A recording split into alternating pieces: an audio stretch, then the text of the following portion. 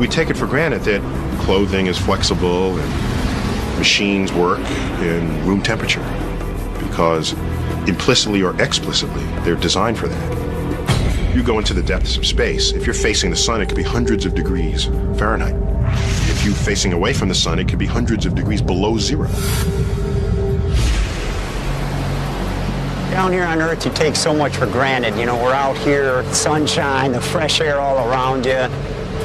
Up there, you're in a closed ecosystem. You have to supply all the human needs that the Earth just, automatically does for us. You have to hope that the integrity of the hull stays together so you don't have rapid decompression, quick suffocation. The same reality exists for a submarine gliding deep through the ocean. It provides a life-preserving barrier to protect its inhabitants from a surrounding alien world.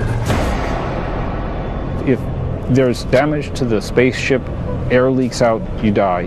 Damage to the submarine, water gets in, you die. So the isolation, both physically and personally, between the two seem quite parallel.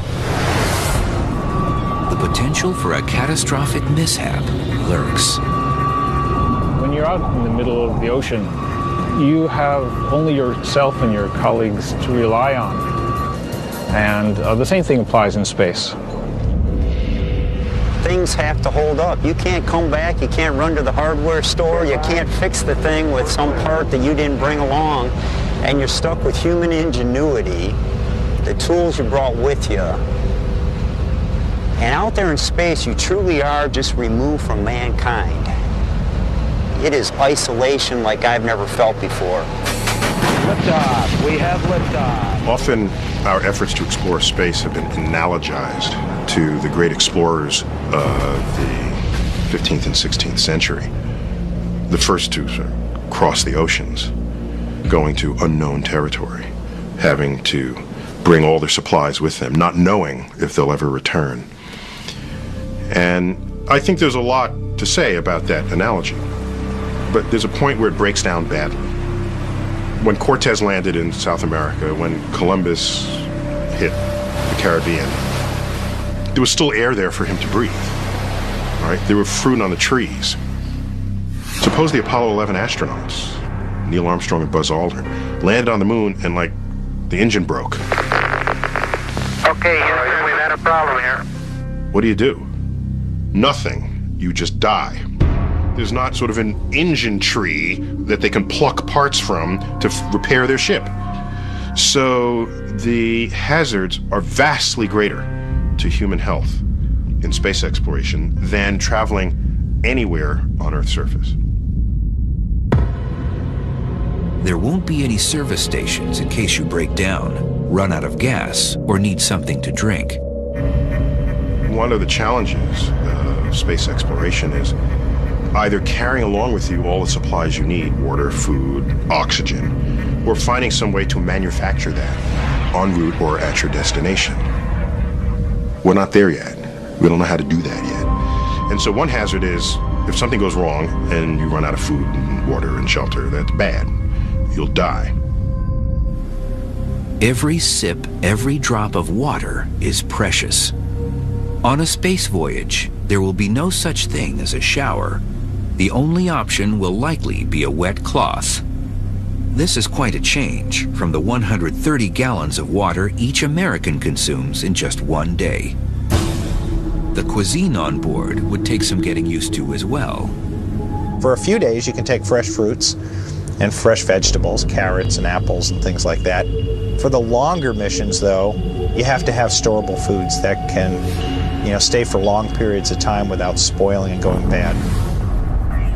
And yet, astronauts agree that enduring the myriad of risks is a small price to pay for the chance to witness the wonder of the cosmos in person. 1500's 2.3. I know how they felt because they report things like, well, you could hold up your finger and you could block out the Earth with your thumb.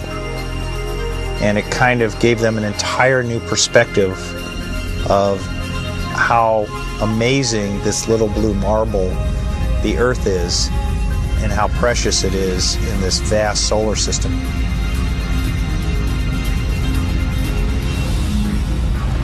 That experience changed me forever, and I think it would change anyone that could possibly have that experience in the future. However, the length of future voyages might limit the range of experiences available to space travelers. Distances in our vast universe can defy comprehension. If our sun were the size of a basketball, our Earth would be the size of a pea. If they were placed in Central Park, the nearest star would be another basketball almost 5,000 miles away in Hawaii. One of the prerequisites you might have for a space mission is that you're alive when you arrive at your destination. So you'd want your space missions to be small compared with the life expectancy of a human being. And right now, that pretty much limits us to the planets and possibly comets and asteroids, if we include those as places we might visit. The brutal, scathing landscapes of the solar system's inner planets, Mercury and Venus, do not make for tempting vacation destinations. Temperatures on Venus can exceed 900 degrees Fahrenheit, and the crushing air pressure is equivalent to being submerged in 3,000 feet of water. That leaves all points further out from the sun for potential exploration. But even trips to our closest attractions will still take several months or even years.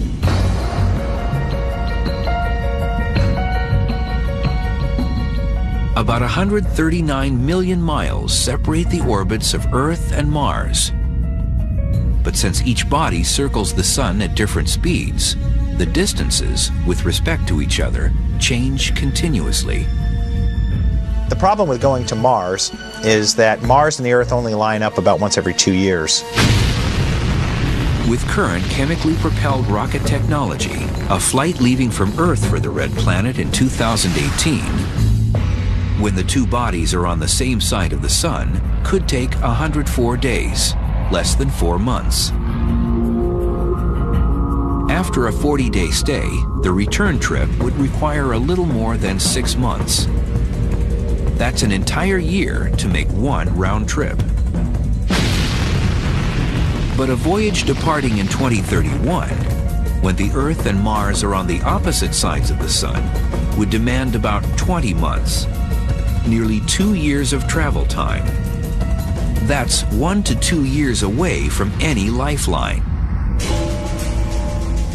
Comets, those oversized dirty snowballs, swoop close enough to Earth to accommodate a round trip lasting as short as a few months.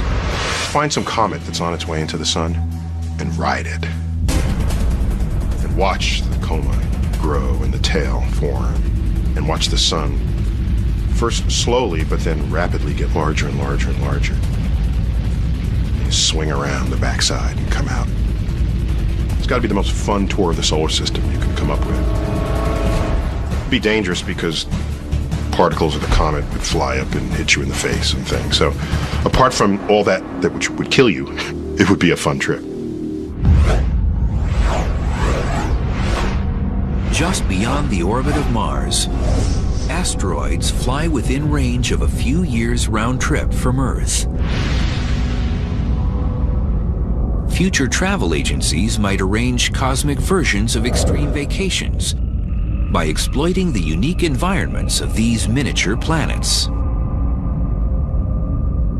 They put you on a sled and slingshot you into space in such a way that the weak gravity of the asteroid will hold you in orbit but won't pull you back down again. Would be a great ride. 3 times farther away than Mars, the orbit of Jupiter, with its crowded moon system, offers dozens of diverse visions. It may prove tempting for future travelers, but a round trip could take 5 years. Saturn is nearly twice as far as Jupiter, and the thought of decade-long trips might be too much to bear. But there are technologies that can slice the time it takes to visit Mars to just a few days. For mankind ever to venture into the depths of the cosmos, endeavor to bathe in the light of an exotic star, or even just a voyage to the suburbs of our own solar system, we'll need to find a way to travel much, much faster. What's the fastest we could travel? Nothing yet observed by science moves faster than the speed of light, 186,000 miles per second. The speed of light is the ultimate velocity in the universe. It's Einstein's cop on the block. The speed of light is so fast that you could go around the Earth 7 times in just 1 second. For you to jump to the moon at the speed of light, you could reach the moon in about 1 second. Compare that to the 3 days it takes to get there with current technology. The problem is that we can't travel at the speed of light, or really anything even approaching it. Take the fastest thing we have ever sent anywhere and ask, how long will that take to reach the nearest stars? That would take 50,000 years. And that is using current chemical propulsion, which maxes out at about 40,000 miles per hour. The same power source we use to lift our rockets off of the planet. But getting us to Mars faster than a few months' time would require a different kind of propulsion. There are a few ideas for how to propel us to velocities closer to the speed of light, which would be fast enough to get us anywhere in the solar system in under a day, or even to the nearest stars in less than a decade. One such theory echoes an ancient earthly propulsion device, wind pushing a sail. It was Kepler, that great astronomer, who first wrote down in his notes the possibility of using sails to sail in outer space. Light streaming from the sun mimics gusts of wind in outer space. This solar wind is what creates a comet's tail as it nears the sun. However, sunlight scatters in all directions, and as the distance from the sun doubles, its power reduces by a factor of 4. With a little help from the moon, there is a manner in which light could be focused in one direction. If we have a battery of laser cannons on the moon, firing in synchronization at a solar sail, we may be able to propel it to about perhaps half the speed of light. Now, lasers do diffuse with space.